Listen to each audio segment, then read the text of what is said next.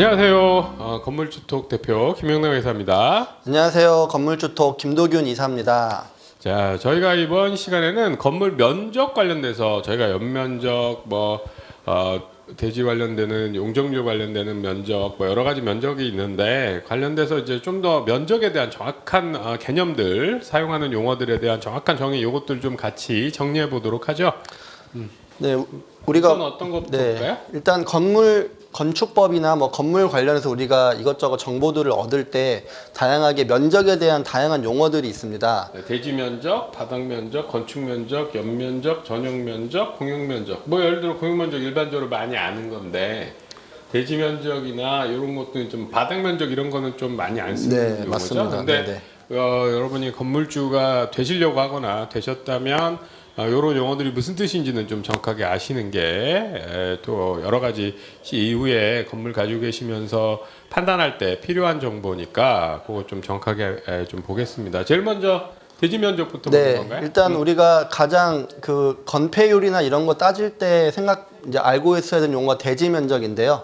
대지 면적은 결국에는 저희가 이런 경사가 있는 땅이 있다라고 했을 때 이렇게 위에서 내려다 봤을 때 이 부분을 결국엔 우리는 대지 면적이라고 합니다. 결국 땅에 수평적으로 투영했을 때 차지하는 면적을 대지 면적이라고 하고요. 언덕이라고 이렇게 기울어져서 기울어지면 요 언덕 기준으로 삼각형이니까 이쪽이 면적이 훨씬 넓겠지만 기울기와 상관없이 그냥 수직으로 내렸을 때 면적, 요게 대지 면적이 되는 거죠. 하늘에서 봤을 때. 우리가 결국에 부동산을 취득한다는 건 그 땅과 그다음 그 건물을 취득하는 거기 때문에 일단 우리가 새로 건물을 올린다고 하거나 그럴 때는 내가 토지 면적을 그렇죠. 내가 갖고 있는 땅이 얼마의 면적인지 알아야 되는데 그걸 그냥 땅의 면적을 일단 우리가 그냥 대지 면적이라고 알고 계시면 될 것 같습니다. 네, 알겠습니다. 근데 이제 대지 면적 알았고요. 대지 면적 이렇게 살펴봤고요. 말 같은데 바닥 면적. 근데 이것도 뭔가 여러 가지 법규상 의미 있는 면적일 테니까. 그쵸? 무슨 바닥인가요, 이거는? 그냥 우리 건물 바닥, 방바닥 좀 닦아라 할 때 그런 바닥 개념으로 일단 알고 계시면 될 것 같은데요.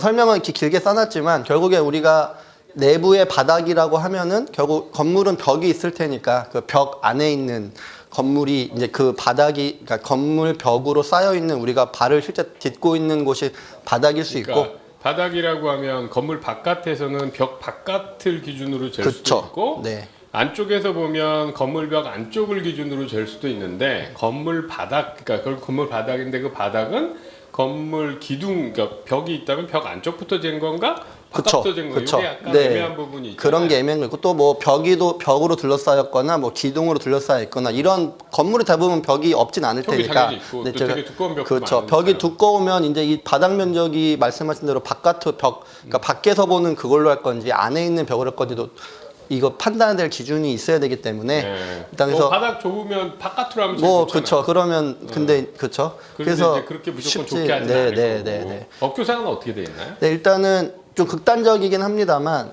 이게 결국에는 벽이에요. 벽이라고 치고 그러면 우리가 집 안에서 봤을 때는 이게 벽인 거고 건물 밖에서 봤을 때는 이게 벽인 거죠.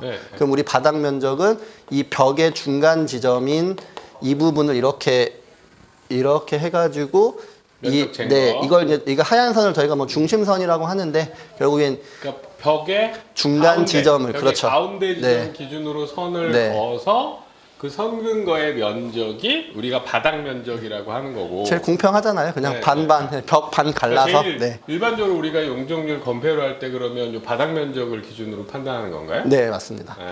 용적률 얘기할 때 용적률 건폐율 그리고 기둥 같은 경우에는 이제 이 기둥이 이렇게 있을 테니까 마찬가지로 이 기둥의 중간 값인데 심플하게 그냥 가운데 외부와 내부의 가운데를 지점으로 해서 네모나게 두르면 그게 이제 우리가 바닥 면적이다라고 인지하면 될 것 같습니다. 근데 이제 여러 가지 또 건물마다 동일하게 딱 정사각형, 사각형 건물만 있는 건 아니기 때문에 약간 좀 더 여담입니다만 바닥 면적에 제외되는 부분들이 있어요. 왜냐면 그러니까 이제 바닥 면적에 포함되면 우리가 용적률 계산에 넣는데 바닥 면적, 건물의 어떤 바닥이긴 하지만 용적률 계산할 때는 제외되는 면적, 요거에 해당되는 거죠. 그래서 일단은 사진만 간단한 용어가 낯선 게 있을 수도 있어서 그냥 사진만 좀 보여드릴 건데요. 일단 발코니, 필로티, 누다라, 계단탑, 승강기 같은 경우는 바닥 면적에서 제외가 된다고 일단 알고 계시면 되고, 발코니는 뭐 이런 지붕이 있고 이렇게 그 내부는 아닌 곳이 발코니이고요. 그러니까 아파트 같은 데도 다 이렇게 발코니 있잖아요. 네. 그래서 그 발코니는 우리 바닥 면적으로 계산하는데, 그때 발코니 이 벽체 기준으로 1.5m까지, 여기 외벽 기준으로 1.5m 바깥에까지 벽을 안 두고 만든 거는 우리가 바닥 면적에서 제외하는 거죠. 네, 발코니는 네, 뭐 그렇게 생각하시면 되고요. 그 다음에 이제 필로티 같은 경우는 이런 그 보통 이제 요새 빌라들이 다 주차장 때문에 지압하는 게 워낙 돈이 많이 들어가고 하니까 이제 1층을 비워놔서 1층에 주차들을 좀 하게끔 해놓는 구조가 있는데, 이런 경우에도 공중의 통행, 뭐 차량 통행 주차로 사용될 경우에는 이것도 바닥 면적에서 일단 제외를 해주고 있으니까 이 부분도 알고 계시면 좋을 것 같습니다. 지어졌다고 해도 요 아래쪽은 실제로 우리가 실내 공간으로 쓰지 않는 거니까, 이제 필로티 부분은 이런 부분을 필로티라고 하고, 요거는 바닥 면적에서 제외해요. 그러니까 필로티를 둔 이유는 이제 이런 우리가 이 면적에서 용적률이라는 게 정해져 있어서 건물을 지을 수 있는데, 일반적으로 1층은 사생활 침해가 심하거든요. 그래서 1층 주거 공간일 때는 가능하면 1층보다 2층부터 해가지고 용적률에 해당되는 거를 지을 수 있도록 하면 좀 더 생활이 편리할 거다. 이렇게 해서 1층 부분을 주차장용이나 이렇게 오픈된 공간으로 쓴 거는 이건 바닥 면적에 포함시키지 않는 거죠. 네. 그리고 다음으로는 누다락이라는 말이 있는데, 그 평지붕 기준 1.5m 미만, 경사지붕 1.8m 이하일 때 누다락으로 구분하고, 그 이상은 복층으로 구분합니다. 그래서 복층 같은 경우는 바닥 면적에 포함이 되는데, 이렇게 이런 요건 이하인 경우에는 바닥 면적도 제외해주는 부분이 있습니다. 그러니까 이제 우리가 여기는 지금 경사인데, 이게 경사된 지붕에서는 제일 높은 데가 1.8m면 경사되니까 낮은 쪽은 되게 작아져서 일반적인 생활 공간보다는 좀 낮은 거예요. 정상적인 생활하기 좀 어려운. 그다음에 일반 그 우리 오피스텔 같은데 복층 오피스텔 보면 이렇게 위에 층을 상대적으로 높이가 낮게 만든 이런 게 있는데, 이 1.5m 미만 여기는 그냥 우리 옛날 집 개념으로 다락이라고 하는 거죠. 그래서 얘는 우리 용적률 계산하는 바닥 면적에 포함시키지 않는 거예요. 네. 이렇게 하기 때문에 복층 빌라나 복층 오피스텔이나 이런 데들 보면 분양 면적에 비해 분양 면적에 그 누다락은 포함이 안 되죠. 그래서 우리 용적률 계산에는 제외되는. 그래서 잘 활용하면, 근데 이제 그런 게 있어요. 이걸 너무 높게 해줘 버리면 사람들이 어떻게 할까요?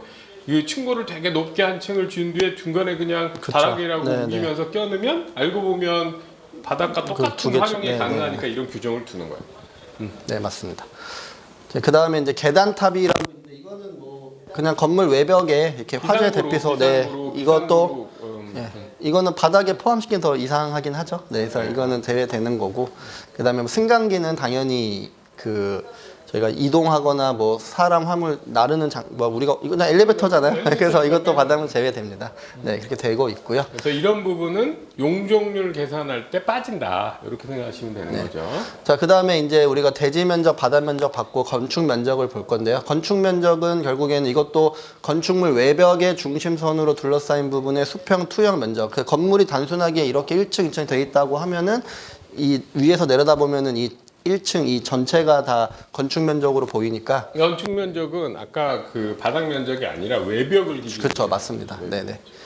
이렇게 돼 있고, 그래서 바닥 면적과 건축 면적의 차이를 잠깐 살펴보면, 발코니는 건축 면적에는 포함됩니다. 아까 그 1.5m 뭐 그거에 그 외에는 발코니는 바닥 면적이 제외된다고 했지만, 이런 경우에는 건축 면적에는 포함이 되고 바닥 면적은 그렇게 돼 있고, 뭐 이렇게까지 뭐 디테일하게 아실 필요 없긴 하지만, 경사가 있는 집, 뭐 신축 같은 거 할 때 뭐 이렇게 하실 수도 있긴 하니까. 알고 계셔야 될 부분이긴 하니까, 우리가 지붕을 이렇게 기울여서 만들면 그때 여기서 지붕이 1m 넘어가면 이거는 건축 면적에 넣는다. 근데 1m 아래쪽이면 원래 벽체 기준으로 건축 면적을 계산하는 맞습니다. 이런 부분도 알고 계시면 좋습니다.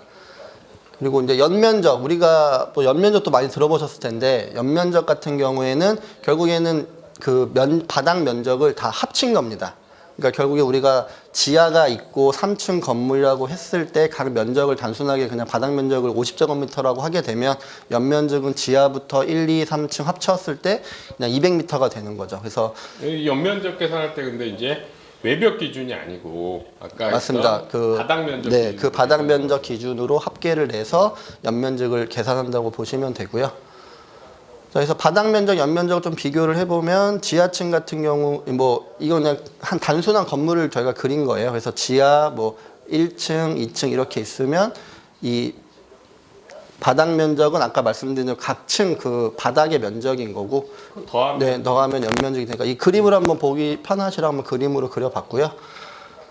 연면적이 합계 뭐 한 번 더 건물이 이제 뭐 한 동, 두 동 있는 건물도 있을 수 있으니까 이 같은 경우에도 지하층 1층, 2층, 지하층 1층, 2층 이렇게 해서 단순히 합계해서 이게 연면적 합계가 나오는 걸로. 연면적하고 그래서 용적률 계산한 면적은 다른 거죠. 왜냐하면 네. 연면적은 지하도 다 해당됩니다. 그러니까 이 건물의 바닥에 해당되는 거 다 더한 게 연면적인 거죠. 네, 그래서 네, 맞습니다. 그리고 마지막으로 일단 전용 면적, 공용 면적 같이 한번 살펴볼 텐데 전용 면적 같은 경우에는 좀 뭐 우리끼리 예로 뭐 프라이빗한 공간 그냥 그 방이나 뭐 화장실 이런 개인적으로 세대별로 그렇죠. 쓰는 거죠. 그렇게 있고 주거 공용 면적은 이제 같이 쓰는 엘리베이터나 복도, 계단 등이 있어서 이 전용 면적이랑 주거 공용 면적을 합친 걸 우리가 공급 면적이라고 하고요. 또 이거 말고 기타 공용 면적, 뭐 지하 주차장이라든지 뭐 관리사무, 아파트 단지 내 이런 거 있잖아요. 이런 것들은 기타 공용 면적이라고 해서 우리가 나중에 이 공급 면적과 기타 공용 면적을 합친 걸 우리가 계약 면적이라고 해서 이 세 뭐 여기 지금 5가지 용어가 있는데 이런 식으로 차이가 있다라는 것 정도만 알고 계셔도 좋을 것 같습니다. 일반적으로 이제 계약 면적 얼마에 전용 면적 보통 그렇게 이렇게 표현하죠. 쓰는 거죠. 네네네.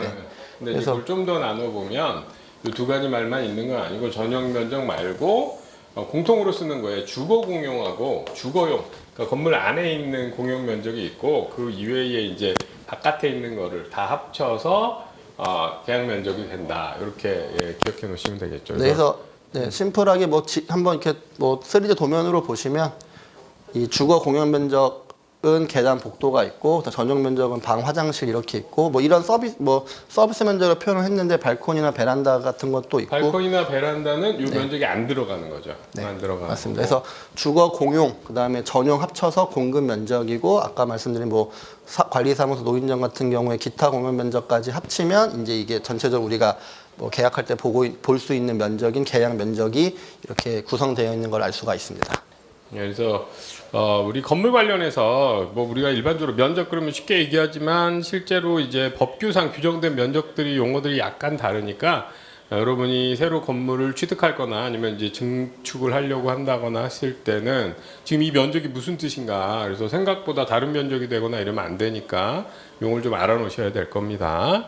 자, 그래서 이번 시간에는 같이 건물 관련해서 법규에 규정되어 있는 면적들이 서로 어떻게 돼 있는지 같이 한번 살펴봤습니다. 네, 수고하셨습니다. 감사합니다. 수고하셨습니다.